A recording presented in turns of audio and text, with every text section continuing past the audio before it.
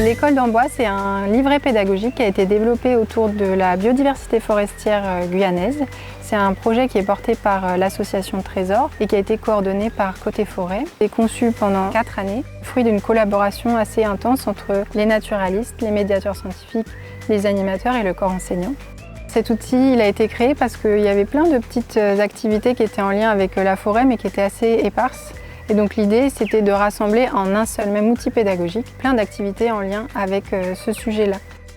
C'est un outil qui est développé autour de 7 thématiques différentes. Les activités sont proposées au cycle 2 et 3, donc du CP à la 6e, mais il y a certaines activités qui vont être un petit peu plus poussées et qui vont correspondre plutôt à des groupes plus avancés. L'outil, en fait, il a vocation à être utilisé complètement en autonomie par le corps enseignant, mais si besoin, il peut y avoir l'intervention d'un animateur pour vous aider à vous approprier mieux le sujet. Avec la classe de Marion, on a travaillé sur le corridor écologique. On est d'abord intervenu dans la classe avec une petite visite aussi dans le quartier pour parler des différents obstacles qu'on trouve autour de l'école. Le vert, c'est la nature. Le vert, c'est la nature. Exact. On a eu le choix en tant qu'enseignante sur quelle thématique on voulait travailler. Comme c'est une thématique que je n'avais jamais touchée, c'était parfait de pouvoir découvrir quelque chose de nouveau. Le livret, j'ai pu le parcourir en ligne parce qu'il est accessible en ligne gratuitement, donc ça c'est une chance. Le matériel, on peut l'emprunter très facilement et puis même souvent il y a des activités absolument sans matériel. Tout seul, c'est facile à mettre en place. Après, pour quelqu'un qui débute, on peut demander de l'aide à l'association sans aucun problème. De la vanille. C'est de la vanille. C'est de la cannelle. Ils sont vraiment contents de jouer à des jeux, d'avoir des connaissances, de pouvoir répondre aux questions.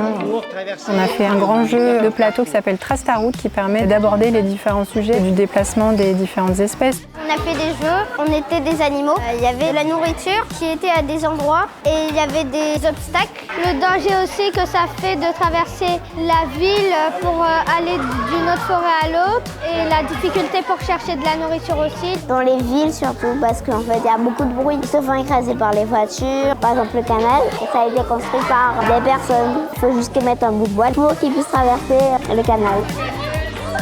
Là, c'est la 2e fois et la prochaine, normalement, nous irons à la réserve Trésor, sur la route de Pau.